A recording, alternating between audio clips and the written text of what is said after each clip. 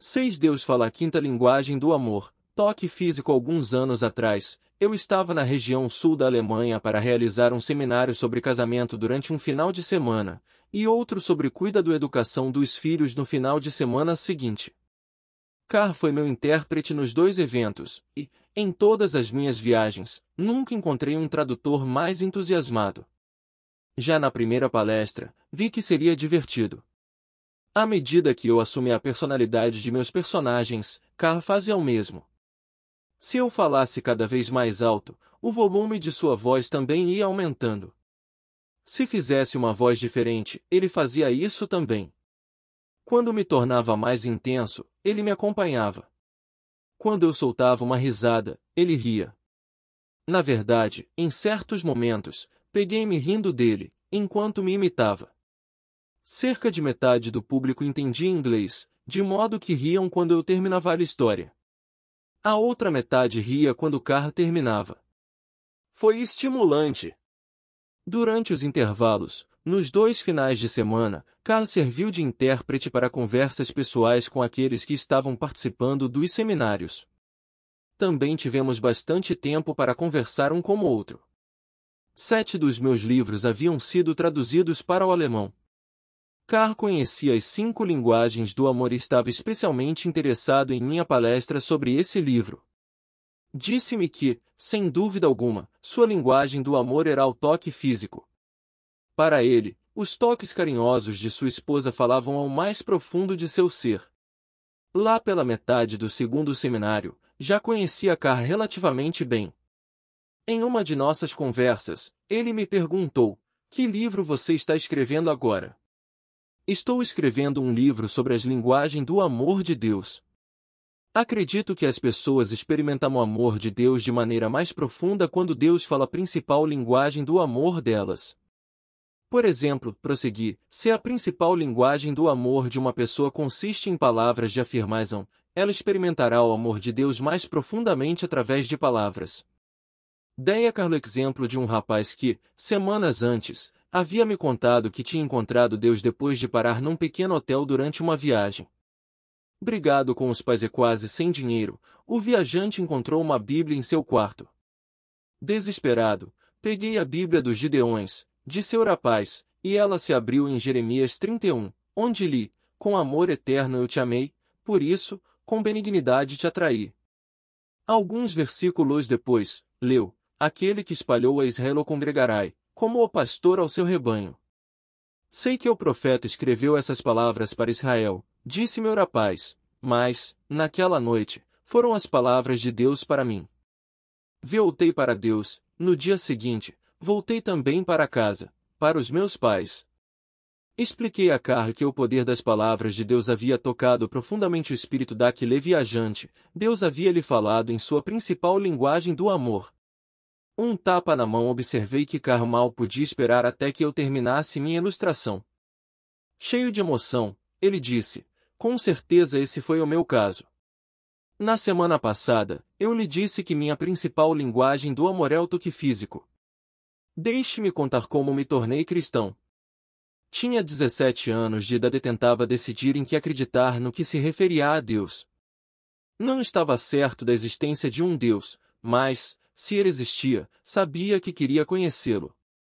Certa noite, logo depois de escurecer, eu andava de bicicleta, com um cigarro na mão. Fumava desde os 13 anos e queria muito parar. Havia tentado várias vezes, mas sem sucesso. Olhei para meu cigarro e disse em voz alta: "Deus, seu Senhor de fato existe, tire o cigarro de mim." Imediatamente, foi como se uma grande mão tivesse saído do nada e dado um tapa na minha, e o cigarro sumiu. Parei a bicicleta. Foi como se os braços de Deus me envolvessem. Senti sua presença. Chorei. Sabia que não apenas Deus existia, como também me amava. Daquele dia em diante, sou um seguidor de Cristo. Ele falou minha linguagem do amor. Ele me tocou, disse Carl, e ainda continua tocando.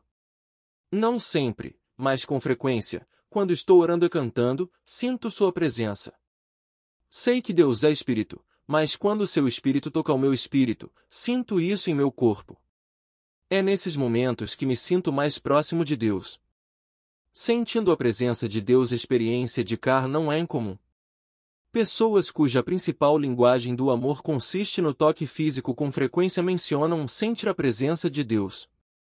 Lembra-se de Rod, que conhecemos no capítulo 3. O marido de Greta, a palestrante no Congresso Nacional de Mulheres. Rod estabeleceu a comum com Deus no segundo domingo em que foi a uma igreja carismática. Seu amigo perguntou se ele gostaria de ir à frente na igreja depois do culto para que algumas pessoas orassem por ele. Não querendo ofender seu amigo, ele concordou. Vários homens reuniram-se ao seu redor e começaram a morar. Rod me disse: jamais experimentei algo parecido. Em poucos minutos, estava chorando incontrolavelmente orando, pedindo a Deus que me perdoasse. Naquele dia, fui tocado por Deus. Foi como se uma corrente elétrica percorresse meu corpo e senti-me completamente limpo. Mais adiante em minha conversa com Rod, ele me disse: isso foi só o começo, porque desde então, em muitas ocasiões, Deus tem me tocado.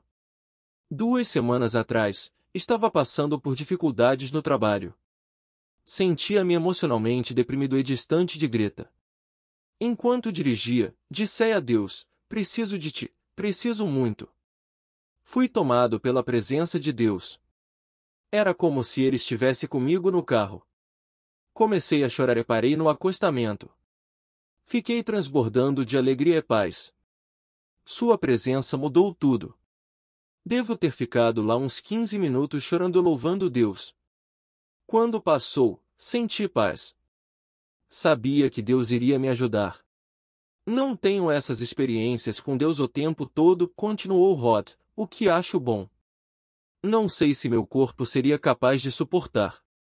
Mas, quando uma coisa assim acontece, é a pura alegria. Sei que os momentos em que estou na presença de Deus constituem os pontos mais altos de minha vida.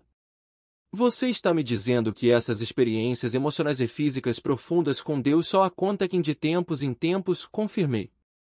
Agora, na rotina normal da vida, quando você se sente mais próximo de Deus? Perguntei. Quando entoo cânticos de louvor, disse Rod, muitas vezes sinto a presença de Deus. Em algumas ocasiões, quando estou na igreja, e em outras, quando estou sozinho, é como se ele passasse perto de mim e eu sentisse como um vento. Às vezes choro quando canto, mas são lágrimas de alegria. Sei que Deus está presente e estou cantando louvores a Ele. O abraço de um pai enquanto Rod me contava suas experiências com Deus. Lembrei-me do país insular de Singapura, onde estive alguns meses antes.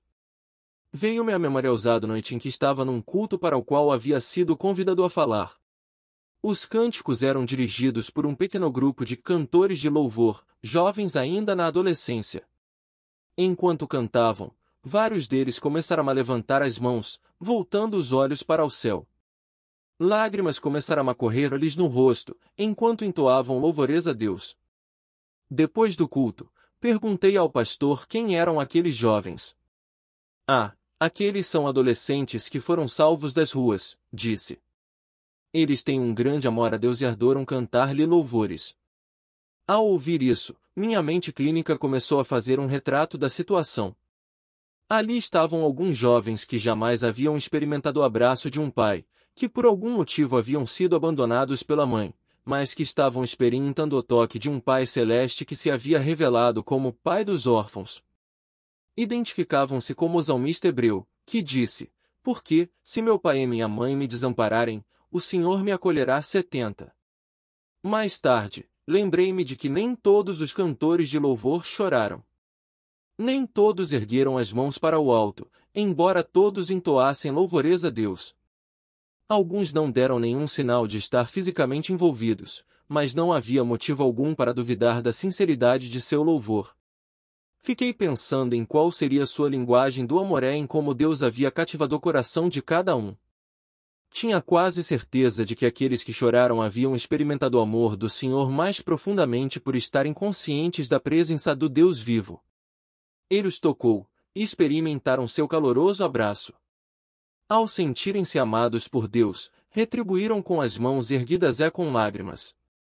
O toque físico e a igreja domiciliar de Nicholas. Alguns meses depois, já nos Estados Unidos, visitei uma igreja domiciliar no centro de uma cidade. Eram jovens seguidores de Cristo que jamais entraram numa igreja tradicional. Cresceram com uma visão de mundo totalmente secular. A maioria deles experimentara sexo, álcool e drogas desde o início da adolescência. A maioria, também, fora criada em lares adotivos. Descobri depois que mais da metade jamais conhecerá o pai.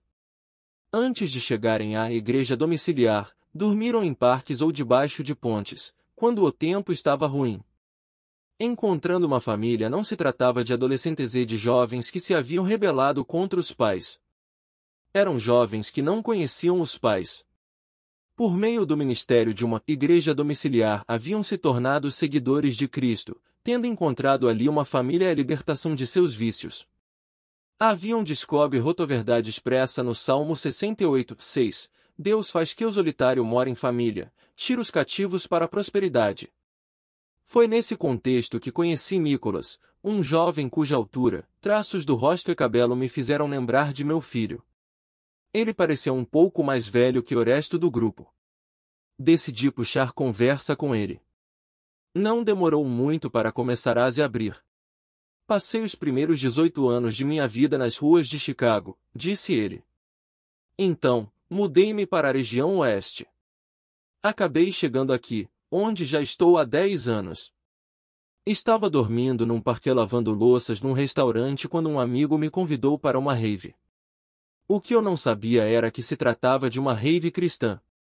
Dançamos a noite toda, mas de tempos em tempos os membros da banda paravam para falar sobre sua jornada espiritual. Levou um tempo para eu perceber que todos eles estavam falando de Deus. Foi estranho. Eu nunca tinha ouvido alguém mencionar o nome de Deus exceto para queixar-se, mas Deus parecia ter feito real diferença na vida daquelas pessoas. Lá pelas 4 da manhã, um deles disse: "Se você quer que uma pessoa ore com você, vem até aqui." Ninguém nunca havia orado por mim, e achei que seria uma experiência legal. Fui passando pelo meio daquele monte de gente e cheguei até o outro lado. Um cara e uma menina vieram ao meu encontro e perguntaram: "Você quer orar?" Respondi que não sabia orar, e eles disseram: "Vamos orar por você." Então, sentei numa cadeira. Deus estava tocando minha vida e eles se ajoelharam, e os dois oraram por mim. Na hora não sabia o que estava acontecendo comigo. Achei que estava ficando doido. Agora sei que Deus estava tocando minha vida e me transformando. Senti uma presença que jamais havia sentido antes e vi Jesus diante de mim dizendo: "Eu amo você. Sempre amei. Quero que seja meu filho. Quero que me siga." Não sabia quem ele era, então perguntei: "Quem é o Senhor?" E ele disse: "Sou Jesus. Sou o Filho de Deus. Vim para a terra e segurei a sua barra por todos os seus erros e fracassos. Sei que você não tem família. Quero ser seu irmão, e Deus quer ser seu pai. Essas pessoas que estão orando por você trabalham para mim. Elas também me vão ajudá-lo. Dê ouvidos a elas." Nicholas disse que respondeu: "Tudo bem." Quando fez isso, sentiu um peso enorme sendo tirado dos ombros e começou a chorar dizendo: "Obrigado, Jesus, obrigado, Jesus, obrigado, Jesus." Na manhã seguinte, Nicholas decidiu morar como o casal que havia orado por ele com algumas outras pessoas numa igreja domiciliar. Naquela época, achei que era só algum tipo de grupo religioso. Agora já estou aqui há 3 anos. Foram os 3 melhores anos da minha vida. Deus me libertou das drogas, e, pela primeira vez, tenho uma família. Jesus mudou minha vida e, se Ele pode mudar a minha vida, pode fazer o mesmo com a vida de qualquer outra pessoa. O toque, a compaixão e a oração fervorosa. Durante os 3 dias que fiquei na igreja domiciliar, descobri que a oração era mais do que um ritual para eles. Na primeira noite, chegou uma menina em estado perceptível de gravidez que parecia estar delirando. A primeira reação dos líderes do grupo foi: "Vamos orar por ela." Umas 6 ou 8 pessoas que estavam na casa se reuniram ao redor dela, cada uma colocando uma das mãos sobre o corpo dela e segurando, como a outra, a mão de um companheiro de oração. Dei a mão a Nicholas. Um a um, começaram a interceder por ela. Oraram com tal amor e intensidade como poucas vezes vi em uma igreja como estamos habituados. Enquanto um deles orava, os outros diziam, sim, Senhor, amém, obrigado, Jesus e Senhor, tenha misericórdia. Quando Nicholas começou a orar, senti sua mão tremer. À medida que orava, seu tremor ia ficando mais forte. Quando a oração acabou, todos se abraçaram e me abraçaram também, uma moça. Expressaram louvores a Deus por responder às suas orações. Então, levaram a moça para a cozinha e lhe deram uma refeição. Mais tarde, quando descobriram que ela não tinha para onde ir, convidaram-na para passar a noite lá. No dia seguinte, quando Nicholas e eu estávamos na rua fazendo uma caminhada de oração, nessa caminhada, anda-se pela rua e vai-se orando por aqueles que passam por você, pelas pessoas que moram e que trabalham nos prédios, às vezes falando com Deus em voz alta, às vezes silenciosamente, disse a Nicholas que jamais havia orado com uma pessoa cujas mãos tremessem enquanto falava com Deus. Sério? Perguntou. Quando minhas mãos tremem, sei que é porque o Espírito de Deus está em mim e Deus quer fazer algo de bom por meio de minhas orações. Você acha que as mãos de todas as pessoas tremem se elas têm um Espírito dentro delas? Indaguei. Não, mas acontece sempre comigo. Não sei por quê. Talvez seja a maneira de Deus me dizer que está comigo. Durante minha última noite na igreja domiciliar, pediram-me que compartilhasse a mensagem sobre as 5 linguagens do amor. Alguns haviam ouvido falar de uma parte ou outra da ideia, e um deles havia lido meu livro. Concentrei-me em falar sobre como a compreensão da principal linguagem do amor de uma pessoa nos ajuda a suprir, de modo mais eficaz, as necessidades emocionais de amor dessa pessoa. Achei que seria útil para eles, uma vez que trabalhavam com jovens que precisavam desesperadamente de amor. O que não esperava era o comentário de Nicholas. Assim que terminei a palestra, ele veio apressado em minha direção e disse, agora eu sei por que minhas mãos tremem quando oro. Minha linguagem do amor com certeza é o toque físico. É o jeito de Deus mostrar que me ama. Coloquei meu braço ao redor dele, dei-lhe um tapinha nas costas e disse, ele o ama mesmo, e eu também. Nossos olhos se encheram de lágrimas. Toque de Deus sobre pessoas do passado distante lutando com Deus. Podemos encontrar evidências de que Deus fala a linguagem do amor por meio do toque físico ao longo de todo o Antigo e Novo Testamento. Gênesis 32 traz o relato de Jacó a caminho de um encontro de reconciliação com Esaú, o irmão com o qual não conversava havia muitos anos. Ciente de que havia maltratado seu irmão sem saber qual seria a reação dele depois de todos aqueles anos, Jacó orou e, enquanto orava, teve um encontro com uma presença na forma de homem, que lutava com ele. Ao perceber que aquele desconhecido era um mensageiro de Deus, Jacó agarrou-se a ele e suplicou por uma bênção. O homem, que desejava ser solto antes do amanhecer, tocou-lhe na articulação da coxa, deslocou-se a junta da coxa de Jacó, na luta como homem. Antes de o homem partir, foi dada uma bênção, mas Jacó acreditou tratar-se de um encontro com Deus, como fica evidente por suas palavras. Vi a Deus face a face, a minha vida foi salva. Na manhã seguinte, Jacó manquejava de uma coxa de 71. Essa experiência representou um ponto crítico na vida de Jacó. O fato de mancar indica que não se tratou apenas de um sonho. Jacó foi, de fato, tocado por Deus. Brilhando pela presença de Deus, Moisés também teve um encontro com Deus que afetou seu corpo físico. Quando desceu da montanha onde Deus lhe dera os 10 mandamentos, as Escrituras dizem que na pele do seu rosto resplandecia, depois de haver Deus falado com ele. Esse brilho foi observado por outros, o que é comprovado pelo fato de Moisés ter colocado um véu sobre o rosto. 72. Toque de Jesus enquanto estava na terra tocando e segurando crianças. Quando estudamos a vida de Jesus, o vemos falar a linguagem do amor do toque físico em muitas ocasiões. O Evangelho de Marcos relata que, enquanto Jesus ensinava, nas cidades por onde passava as pessoas lhe traziam crianças para que as tocasse. 73. Os 12 discípulos que Jesus havia escolhido repreenderam o povo, achando que o mestre estava ocupado demais para dar atenção a crianças.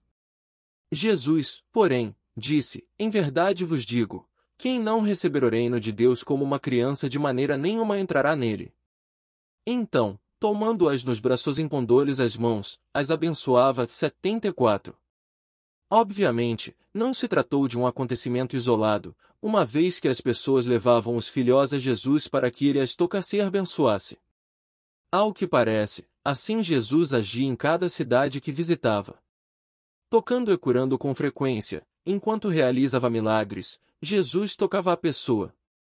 É interessante notar que o homem cego de nascença se lembrou exatamente de como Jesus o curou. Quando lhe perguntaram: Como te foram abertos os olhos? Ele respondeu: O homem chamado Jesus fez lodo, untou-me os olhos e disse-me: Vai ao tanque de Siloé, lava-te. Então, fui, lavei-me e estou vendo. 75. Mateus relata que, certa ocasião, um leproso, tendo se aproximado, adorou-o, dizendo: Senhor, se quiseres, podes purificar-me. E Jesus, estendendo a mão, tocou-lhe, dizendo: Quero, fica limpo. E imediatamente ele ficou limpo da lepra. Mais tarde, naquele mesmo dia, ao entrar na vila de Cafarnaum, Jesus ficou sabendo que a sogra de Pedro estava doente, com febre. Jesus tomou-a pela mão, e a febre a deixou. Ela se levantou e passou a servi-lo. 76. Dias depois, em outra vila, Jesus encontrou 2 cegos que o seguiram clamando: Tem compaixão de nós, filho de Davi. Então, lhes tocou os olhos, dizendo: Faça-se-vos conforme a vossa fé. E abriram-se-lhes os olhos. 77. Jesus também expressou a linguagem do amor pelo toque aos seus 12 discípulos. Enquanto Pedro, Tiago e João estavam na montanha com Jesus, sua aparência passou por uma transformação maravilhosa. 3 dos evangelhos registram esse acontecimento, chamado com frequência de transfiguração. Mateus registra: o seu rosto resplandecia como o sol, e as suas vestes tornam-se brancas como a luz. E eis que lhes apareceram Moisés e Elias, falando com ele. Uma nuvem luminosa os envolveu, e eis, vindo da nuvem, uma voz que dizia: Este é o meu filho amado, em quem me comprazo, a ele ouvi. Ouvindo os discípulos, caíram de bruços, tomados de grande medo. Aproximando-se deles, tocou-lhes Jesus, dizendo: Erguei-vos e não temais. Então, eles, levantando os olhos, a ninguém viram, senão a Jesus. 78 Lavando os pés. Uma das experiências mais profundas em que Jesus tocou os 12 discípulos era vista pelo apóstolo João. O que torna esse acontecimento tão importante é o fato de João apresentar, antes do relato, a intenção de Jesus. Ora, antes da festa da Páscoa, sabendo Jesus que era chegada a sua hora de passar deste mundo para o Pai, tendo amado os seus que estavam no mundo, amou-os até ao fim. Durante a ceia, tendo já o diabo posto no coração de Judas Iscariotes, filho de Simão, que traísse a Jesus, sabendo este que é o Pai tudo confiara às suas mãos, e que ele viera de Deus, e voltava para Deus, levantou-se da ceia, tirou a vestimenta de cima e, tomando uma toalha, cingiu-se com ela. 79 Em seguida, João descreveu o que Jesus fez, encheu uma bacia com água e começou a lavar os pés dos discípulos. Então, secou os pés de cada um com uma toalha. Ao terminar, Jesus vestiu-se novamente e voltou para o seu lugar. Finalmente, explicou o que havia feito. Compreendeis o que vos fiz? Vós me chamais homens treos senhores e dizes madido de uma bem, porque eu osou. Ora, se eu, sendo o senhor e o mestre, vos lavei os pés, também vós deveis lavar os pés uns dos outros. Porque eu vos dei o exemplo, para que, como eu vos fiz, façais vós também. Ora, se sabeis estas coisas, bem-aventurados sois se as praticardes. 80 Falando 2 linguagens do amor. Nesse episódio, Jesus usou 2 das 5 linguagens do amor, formas de servir e toque físico. No tempo de Jesus, quando os convidados chegavam para uma refeição, era prática comum um servo da casa lavar-lhes os pés. Jesus assumiu o papel do servo e, de modo amoroso só, lavou os pés dos discípulos. Sem dúvida, o toque de suas mãos foi revigorante e restaurador. Os verdadeiros seguidores de Cristo têm servido e tocado pessoas em nome dele ao longo dos séculos.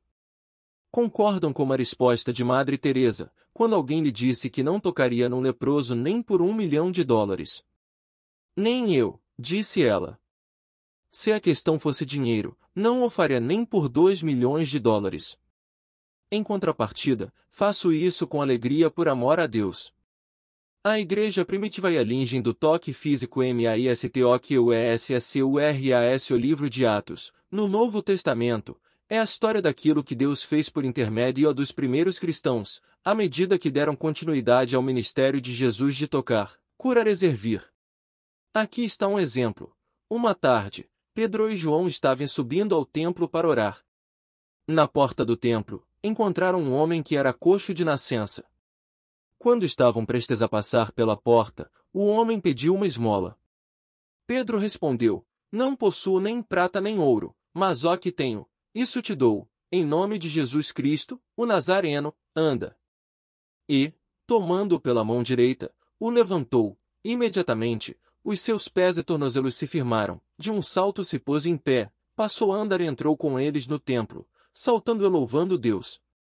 Viu todo o povo andar e a louvar a Deus, e reconheceram ser ele o mesmo que esmolava, assentando à porta formosa do templo, e se encheram de admiração e assombro, por isso que lhe acontecerá. 81 Tendo sido tocado por Deus pelas mãos de Pedro e de João, o homem coxo retribuiu seu amor ao abraçar os dois discípulos.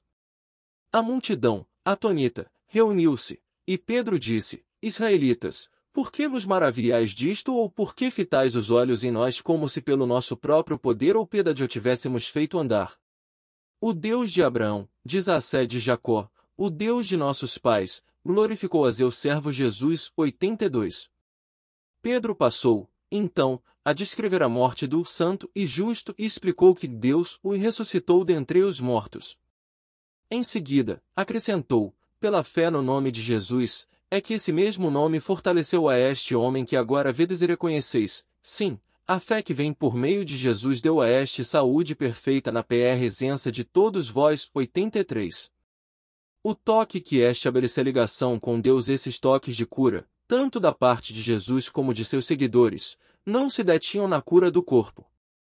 O milagre físico servia para corroborar o que Jesus afirmava e para levar os seres humanos a reagir ao amor dele e a estabelecer um relacionamento eterno com Deus. Isso fica evidente nas palavras de Pedro depois que o homem coxo foi curado. Percebendo que eles haviam concordado com a morte de Cristo, Pedro explicou que esse fato cumprirá as palavras do profeta, que o seu Cristo havia de padecer. Então, Pedro instou seus ouvintes dizendo: Arrependei-vos, pois, e convertei-vos para serem cancelados os vossos pecados, a fim de que, da presença do Senhor, venham tempos de refrigério, e que envia-lhe ao Cristo, que já vos foi designado, Jesus, ao qual é necessário que o céu receba até aos tempos da restauração de todas as coisas. 84 Pedro estava conclamando uma resposta ao amor de Deus. O toque de Deus, que curou cegos, fez coxos andar e me libertou Nicolas do vício das drogas, tem sempre como propósito ajudar as pessoas a se ligarem a ele. Cegando e curando um cético no primeiro século, assim como hoje, existiam aqueles que não acreditavam nas pessoas que afirmavam ter sido tocadas por Deus. No entanto, os maiores céticos tornam-se os maiores crentes quando tocados por Deus. Um exemplo é Saulo de Tarso. Ele foi um homem de grande zelo religioso, cuja intenção era eliminar aqueles que considerava membros de uma seita herege, que afirmava ser Jesus de Nazaré Messias. Saulo estava a caminho da cidade de Damasco levando na bolsa documentos oficiais para prender e levar de volta a Jerusalém qualquer um que estivesse ensinando essa heresia. No entanto, ao aproximar-se de Damasco, uma luz brilhante do céu envolveu-o. Aturdido, Saulo caiu ao chão. O livro de Atos descreve o que aconteceu em seguida. Ouviu uma voz que lhe dizia: Saulo, Saulo, por que me persegues? Ele perguntou: Quem és tu, Senhor? E a resposta foi: Eu sou Jesus, a quem tu persegues, mas levanta-te e entra na cidade, onde te dirão o que te convém fazer. Os seus companheiros de viagem pararam emudecidos, ouvindo a voz, não vendo, contudo, ninguém. Então, se levantou Saulo da terra e, abrindo os olhos, nada podia ver. E, guiando pela mão, levarão-no para Damasco. Esteve 3 dias sem ver, durante os quais nada comeu, nem bebeu. 85 É evidente que Saulo havia sido tocado por Deus. Passados 3 dias, Deus enviou um homem chamado Ananias onde Saulo estava hospedado. Então, Ananias foi, entrando na casa, impôs sobre ele Paulo as mãos, dizendo, Saulo, irmão, o Senhor me enviou, a saber, o próprio Jesus que te apareceu no caminho por onde vinhas, para que recuperes a vista e fiques cheio do Espírito Santo. Imediatamente, lhe caíram dos olhos como que umas iscas, e tornou a ver. A seguir, levantou-se e foi batizado. E, depois de ter se alimentado, sentiu-se fortalecido. 86 A vida de Saulo nunca mais foi a mesma. Passou vários dias com os cristãos em Damasco e, logo pregava, nas sinagogas, a Jesus, afirmando que este é o Filho de Deus. Ora, todos os que ouviam estavam atônitos e diziam, não é este ó que exterminava em Jerusalém os que invocavam o nome de Jesus. Saulo, porém, mais e mais se fortalecia, confundia os judeus que moravam em Damasco, demonstrando que Jesus é o Cristo. 87 Saulo, que viria a tornar seu apóstolo Paulo, passou o resto da vida procurando convencer judeus e gentios de que Jesus era, de fato, o Filho de Deus. Leia o livro de Atos do Novo Testamento e você o ver sendo espancado, encarcerado e, com frequência, ameaçado de morte, mas nada abate ao espírito desse homem que havia sido tocado por Deus. Desde o primeiro século, milhares de homens e mulheres afirmam ter sido tocados por Deus. Estes, por sua vez, tocaram outros, como representantes de Cristo. Trabalham em hospitais dando banho e refrescando pessoas com febre. Você os encontrará em ministérios de assistência social, ajoelhados ao lado dos sem-teto, com um braço sobre o ombro de uma pessoa carente. São os que dão boas-vindas a todos na porta da igreja. São as pessoas que, com um sorriso, oferecem-lhe a mão e dão um firme tapinha nas costas daqueles que entram na casa do Senhor. São os canais do amor de Deus falando fluentemente a linguagem do amor do toque físico.